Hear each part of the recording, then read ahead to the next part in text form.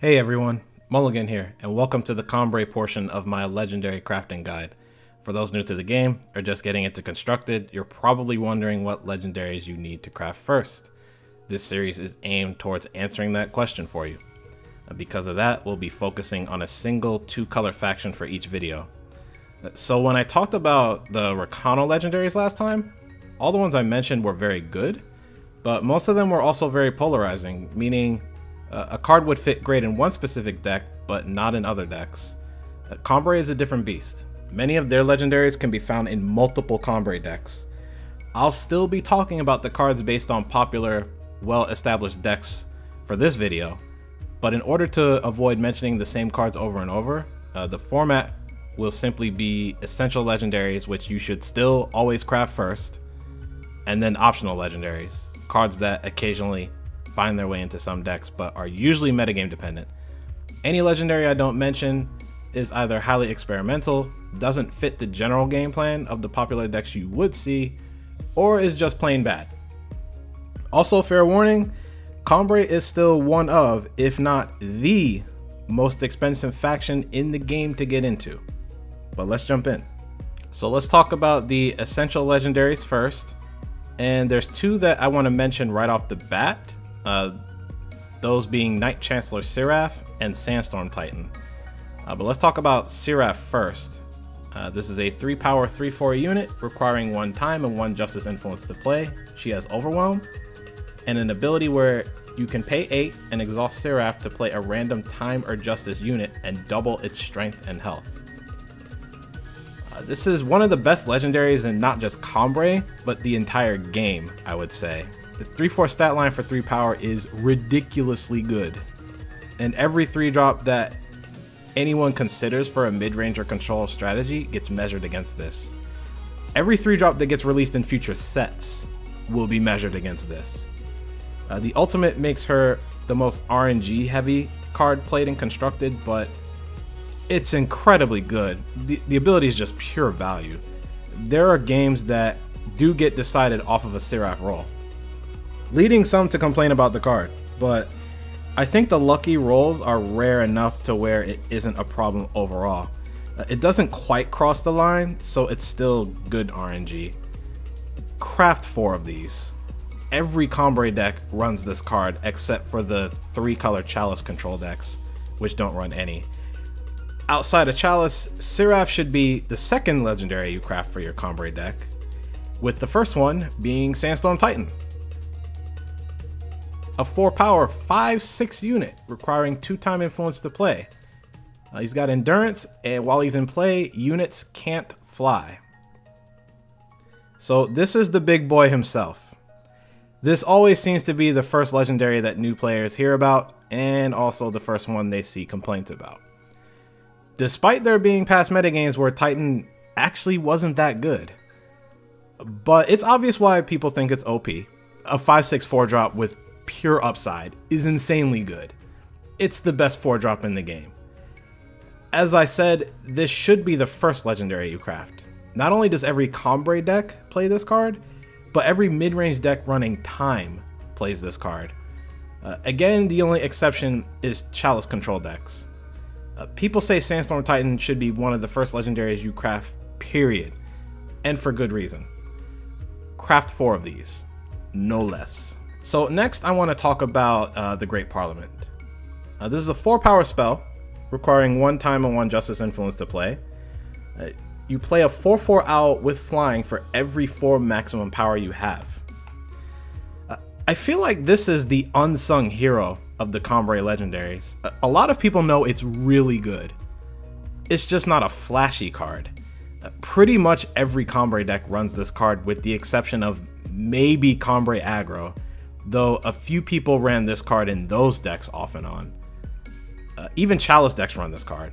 The reason being that it's not hard for most Combrei decks to reach 8 or more power, so getting 2 or more owls off of this is a common occurrence.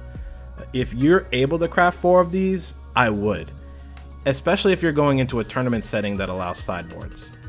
If you're just laddering, you might be able to get away with 3. So the last 2 essential legendaries I want to talk about are Martial Ironthorn and Mystic Ascendant, because these two kind of go hand in hand.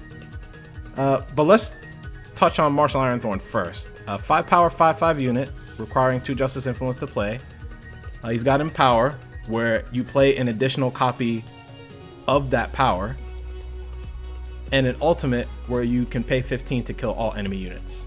So Martial Ironthorn and Mystic Ascendant are kind of the legendaries that are still essential but don't fit into as many decks. In the case of Martial Ironthorn, he's key to the decks that are mid-range but lean pretty close to control. And as you can imagine, this has amazing synergy with Mystic Ascendant, and you will often see the two paired together on ladder.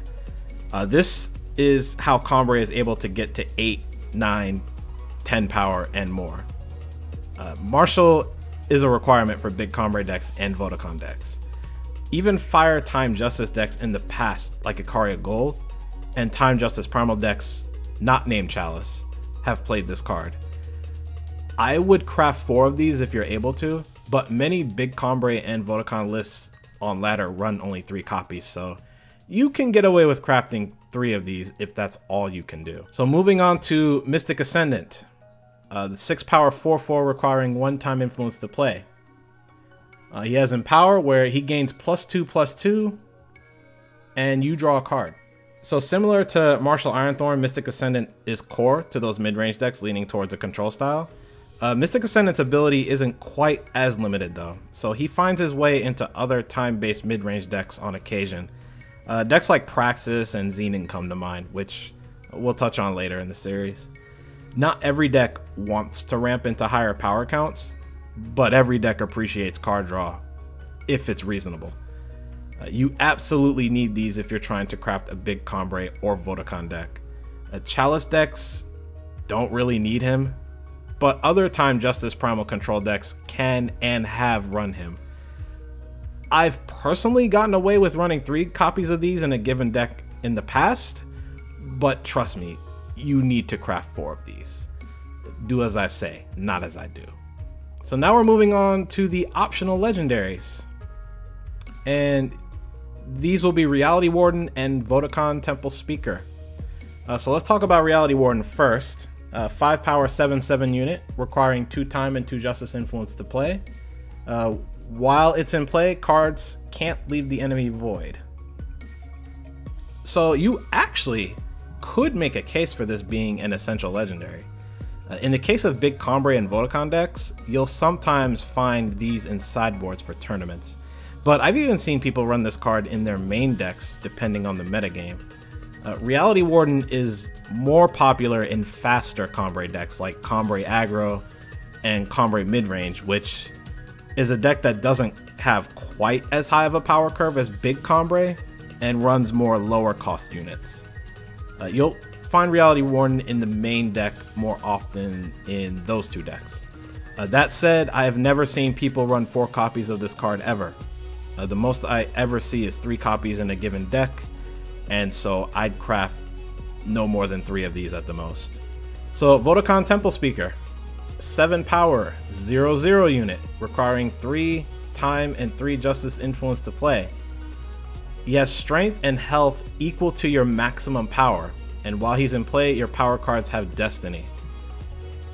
This card is what gives the Vodacon decks their namesake, and despite the deck being similar to big Combrei, this card allows them to have an even more ridiculous, albeit more synergy dependent, late game.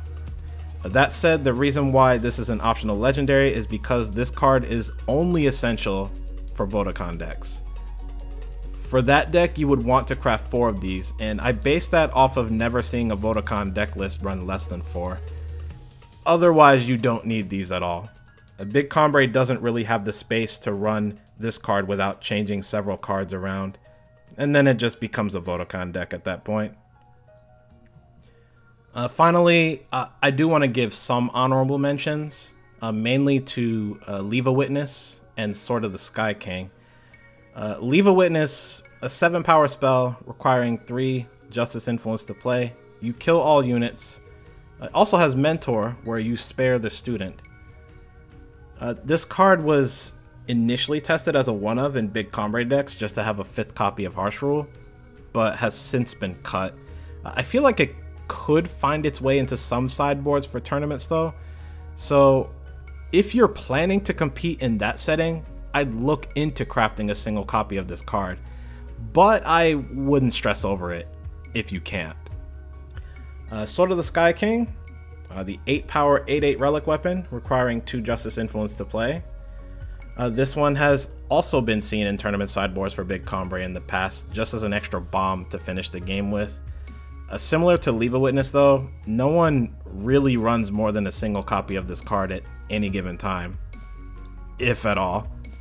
It's definitely not found in any ladder variant of big Combrei, so I wouldn't stress about crafting this one for any Combrei deck either. But if you want it and you've got the shift stones, then I would craft 1 copy. But that's it for the Combrei portion of the Legendary Crafting Guide. If you're just starting out, let me know if these videos have been helpful to you. Hopefully I've pointed you guys in the right direction. If you like the video, feel free to give it a like. If you have any suggestions or just general feedback, let me know in the comment section below.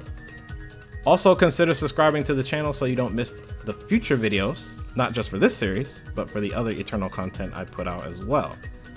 Thanks for taking time out of your day to watch this, and I'll see you all soon. Take care.